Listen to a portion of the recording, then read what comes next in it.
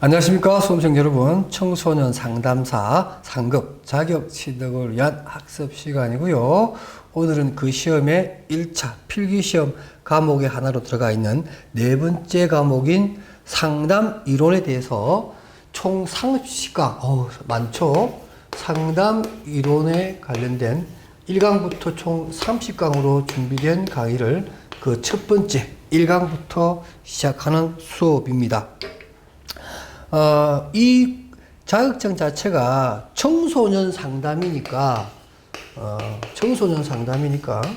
제가, 이 네 번째 과목을 좀 집필하면서 원고를 정리하면서 고민이 있었어요. 뭐냐면, 제목은 청소년 상담 아니고요. 상담 이론이라서 사실은 얘기해야 될 게 굉장히 많아요. 그런데 우리가 지금, 시험 자격증 이름도 청소년 상담사고 또 상담에 있어서 앞에 청소년이라고 붙어 있기 때문에 상담의 개념이든 상담의 단계든 상담의 특질이든 이런 것들을 청소년 상담에 좀 특화된 것만 내는 게 좋을까 그렇게 고민했는데 기출문제를 보면 또 상담의 일반 이론에서 많이 쓰이는 내용들이 훨씬 더 많이 출제가 돼요. 그러니까 청소년 상담이라고 하는 것은 아주 극히 일부분에 해당된다라고 보고서 출제가 되고 있는 것 같아요. 그래서 제가 1강에서는 그냥 청소년 상담에 대한 개념만 좀 밝히고 있고요. 뒤에 가서 청소년 상담의 실제 부분에 가서는 아무래도 시험과 관련된 부분이 조금 많이 언급되니까 일반 상담 이론에 쓰이는 여러 가지 뭐 상담의 일단은 뭐 개념, 의의 이런 것도 후반부에는 설명할 거고요. 그 다음에 뭐 상담의 목적 이런 것도 있겠죠. 그 다음에 또 상담에 뭐가 있어요?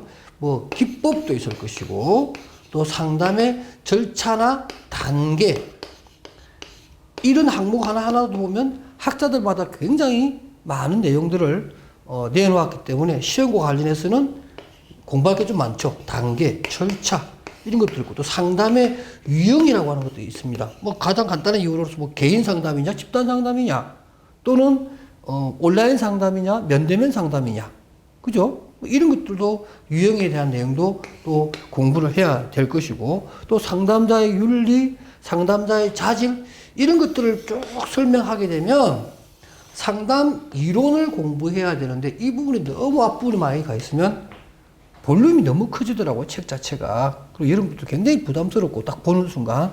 그리고 또 다행스럽게 청소년 상담사를 공부하시는 분들은 이런 부분에 대한 부분이 이미 예비적으로 많이 학습이 되어 있는 부분이기 때문에 제 책의 교재는 청소년 상담과 관련된 부분을 먼저 설명을 하고 또 시험과 관련해서 좀 나올 수 있는 내용들은 청소년 상담의 실제 부분에 가서 이러한 상담, 일반 상담에 대한 의의, 목적, 기법, 단계, 유형 등등의 이러한 내용을 설명하도록 그렇게 배치가 되어 있다.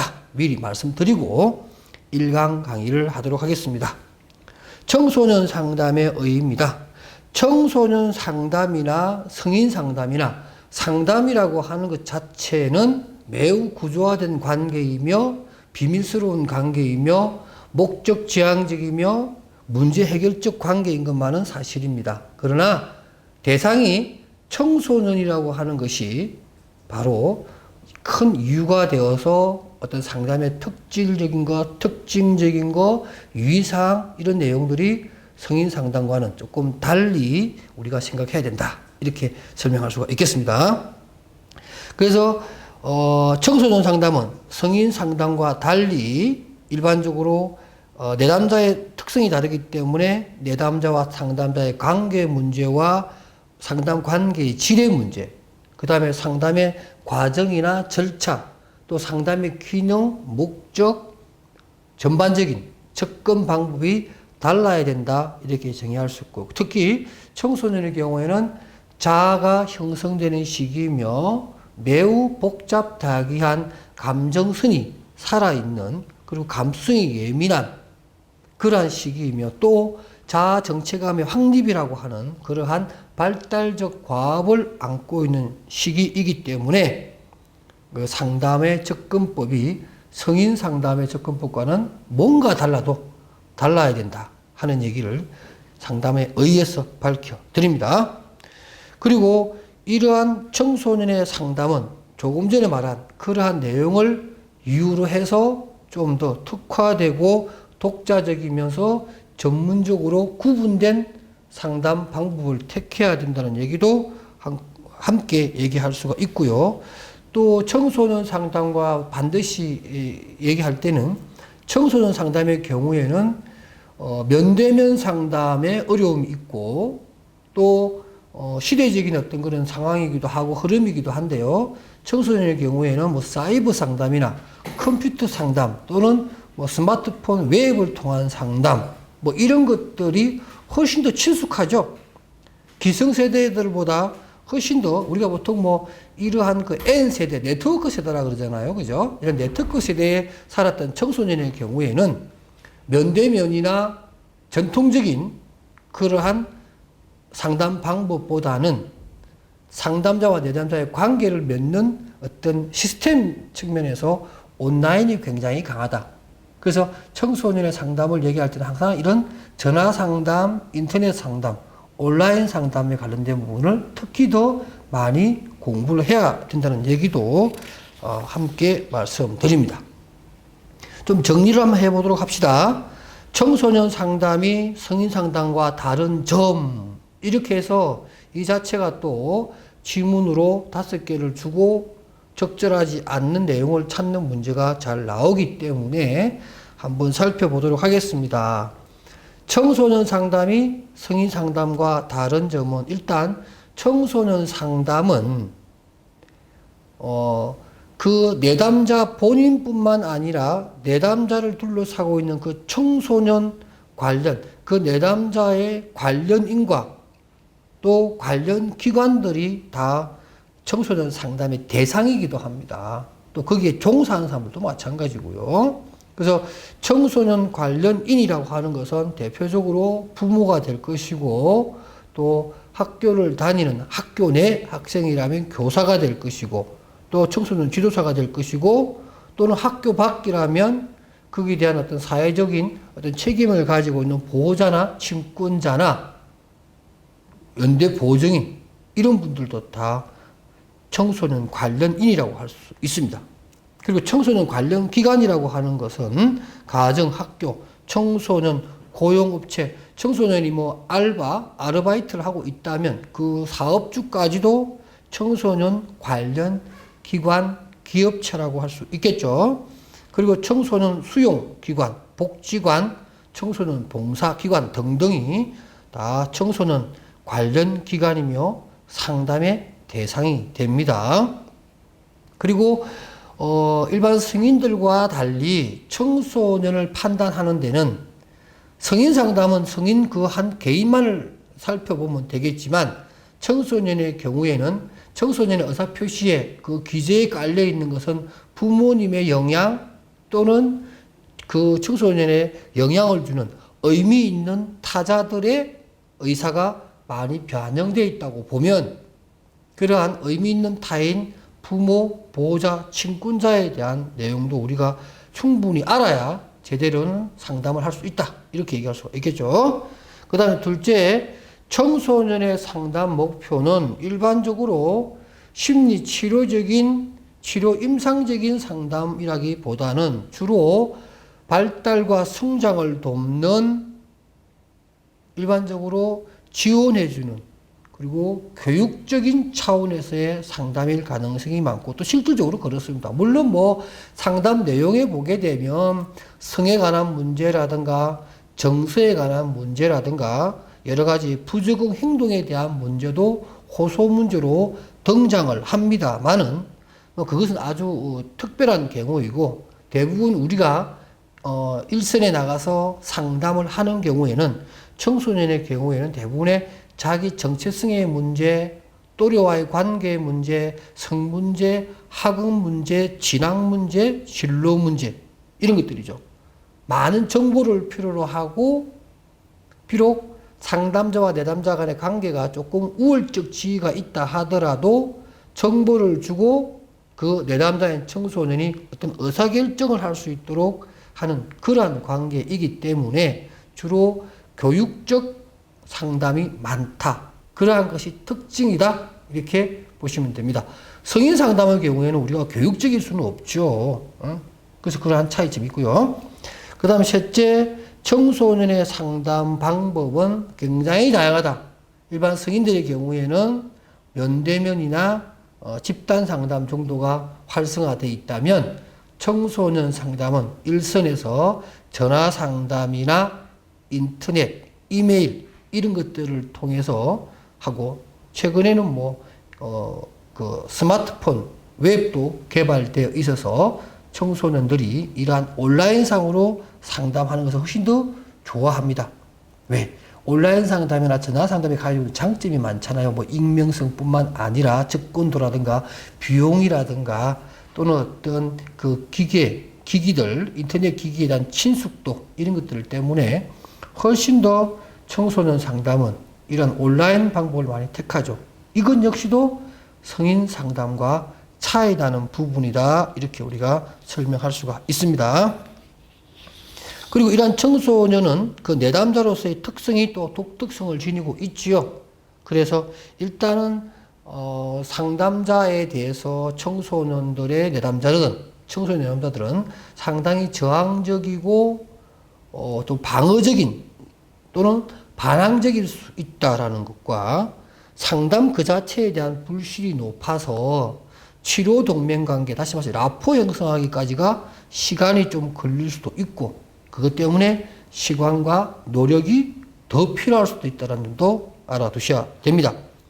거듭거듭 말씀드리지만 청소년의 행동, 결정과 의사 결정은 본인의 생각보다도 더 많이 주변인들의 영향하에 있기 때문에 그 내면적인 부분이나 뒷배경에 대한 부분도 충분히 알아야 성공적인 상담이 된다라는 점도 말씀드립니다. 또한 청소년의 상담은 또래 문화가 아주 강하게 작동되는 시기입니다. 그러니까 부모님 얘기보다 선생님 얘기보다 상담자의 얘기보다 자기 친구 또래에 대한 신뢰도가 더 높고 거기에서 나오는 정보의 신뢰도를 더 높이 인정하죠.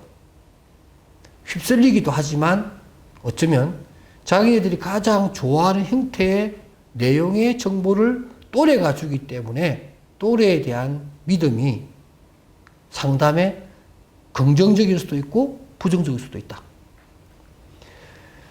또한 상담 장면만 보고 얘기하면 청소년 내담자의 특성을 또 이렇게 나올 수도 있죠.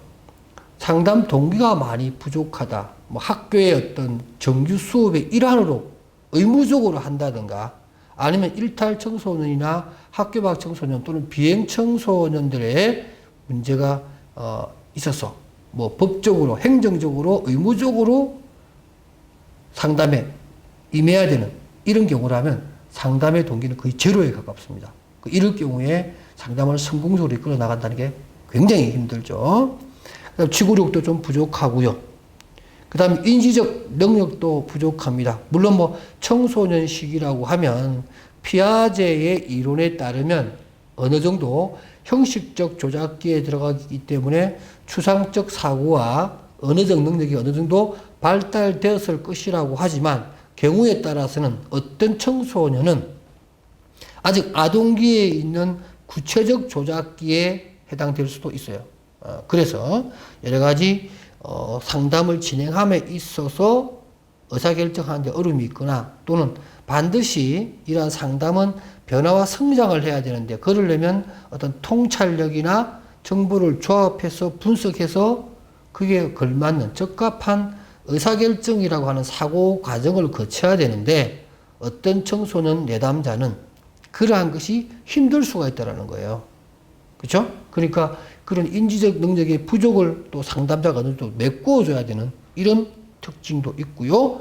동시다발적인 관심을 가진다거나 말을 하고 싶어도 언어 표현력이 부족해서 제대로 말을 못한다거나 이런 것들은 청소년 상담을 할 때 상담 장면에서 상담자가 당황하게 되는 전혀 예상치 못했던 하나의 변인으로서의 상담자, 상담 관계에서 검사를 할 때의 내용이든 상담할 때 있었던 내담자 변인으로 작동을 하게 됩니다. 그러나 그런 걸 다 극복을 해서 우리는 그럼에도 불구하고 청소년을 상담해야 합니다. 의뢰가 되고 또 우리가 해야 된다면은 역시나 마찬가지로 이 청소년의 상담은 일반 상담과 마찬가지로 상담의 목적이나 상담의 기능 이런 부분도 우리가 반드시 언급을 해야겠죠. 그래서 청소년의 상담 목표를 한번 정리해 봅시다. 일단은 문제 해결적이고 청소년 내담자의 특징인 성장과 발달을 지원하며 그런 큰 부분은 아니지만 부적응 상황에 대한 예방이나 부적응 상황에 대한 치료적인 내용을 목적으로 삼게 될 것이며 상담은 우리가 보통 말하는 컨설팅의 개념이 아니에요. 멘토가 아닙니다. 코칭이 아니에요. 상담은 그야말로 카운셀링입니다. 지원해주고 정보를 제공해주고 그러나 의사결정을 하고 선택을 하고 거기에 대한 책임까지 다 누가 지나요? 내담자가 집니다. 그러니까 내담자 스스로 자기 문제를 풀 수 있도록 도와줌으로 해서 결과적으로는 사고, 감정, 행동, 인지적, 정서적 이란 바람직하지 못한 것을 바람직한 것으로 변화시키는 것이 상담의 목표입니다.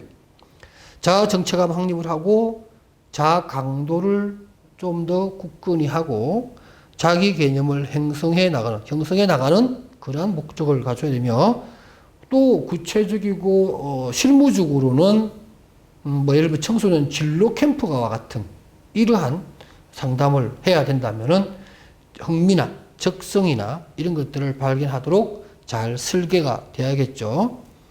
또 집단 형식으로 이루어진다면 대인관계 기술을 향상시킨다거나 또는 집단 내에 의사결정 기술을 훈련시키고 향상시키는 이러한 내용들이 청소년 상담의 목표가 되어야 할 것입니다. 지오로지와 크리스티안이라고 하는 두 분의 학자가 청소년 상담의 목표는 이러하여야 한다라고 또 당신들의 책에 언급해 놓은 내용이 있는데 시사하는 바가 있어서 제가 또 한번 제 책에다가 수록을 해 봤습니다.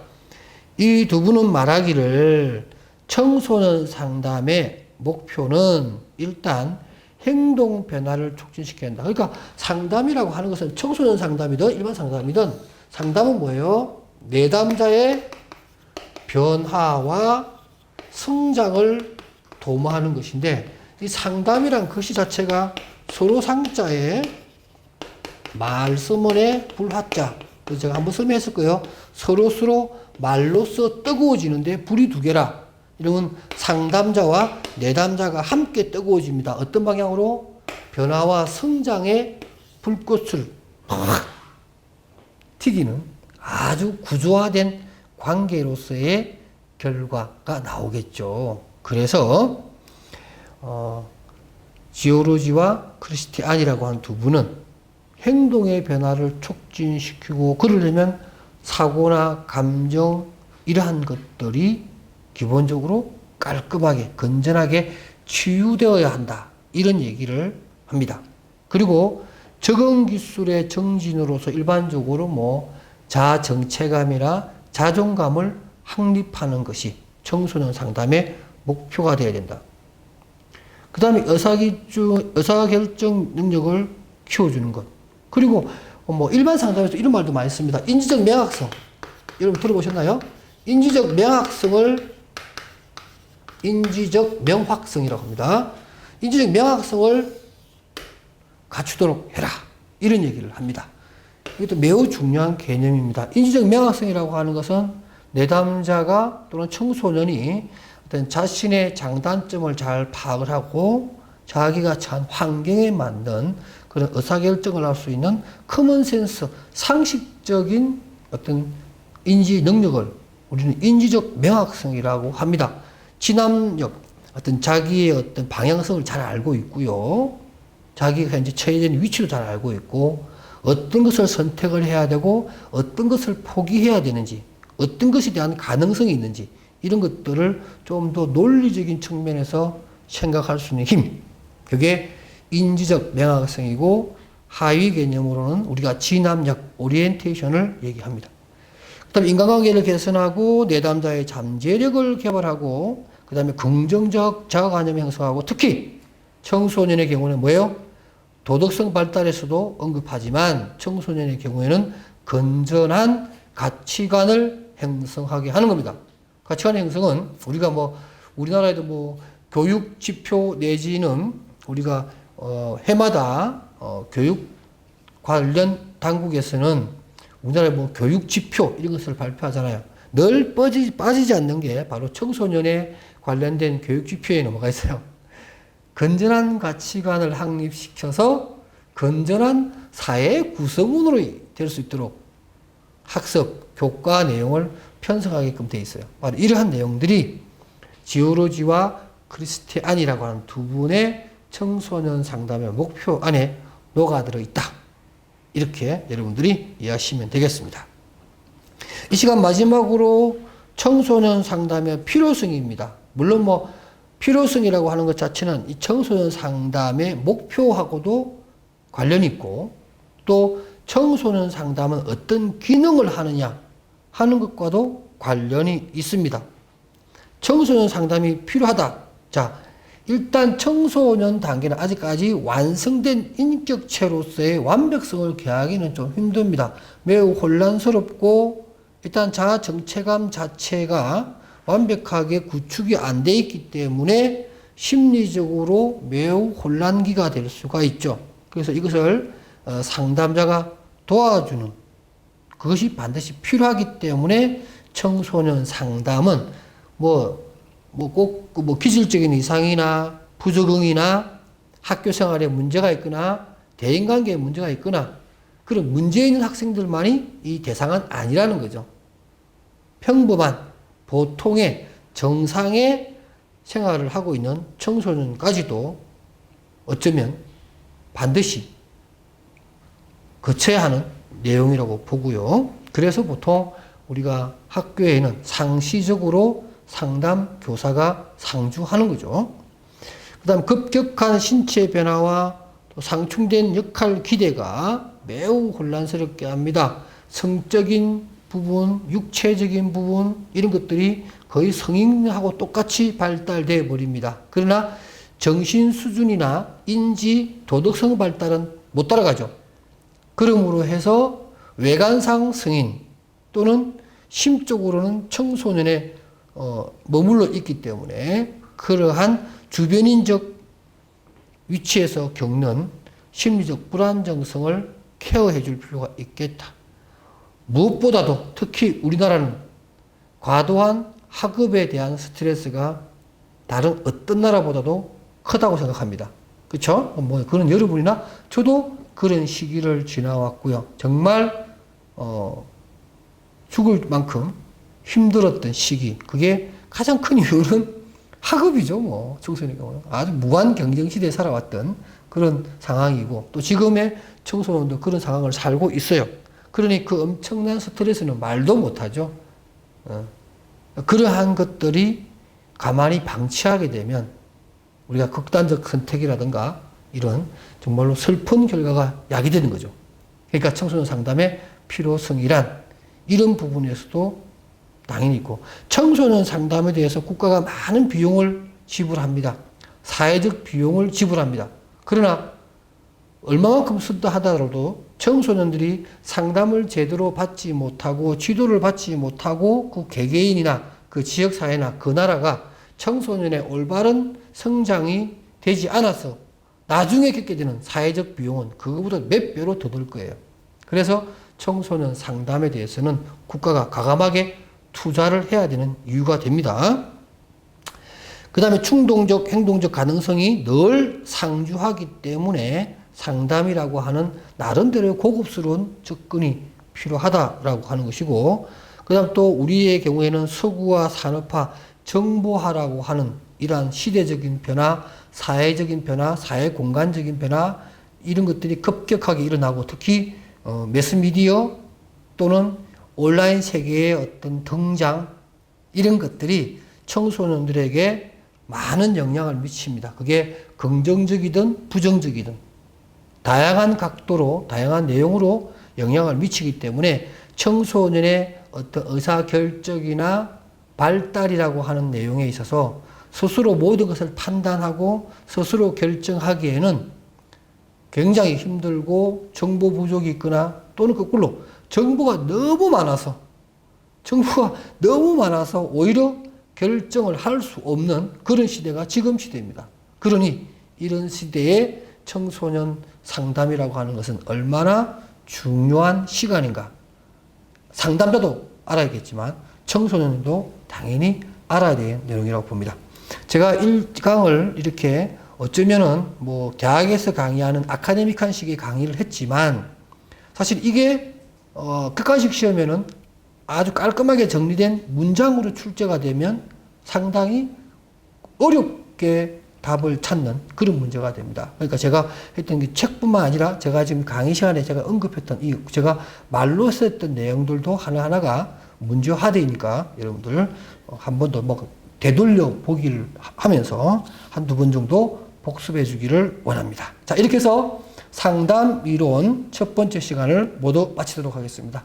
여러분 수고하셨습니다.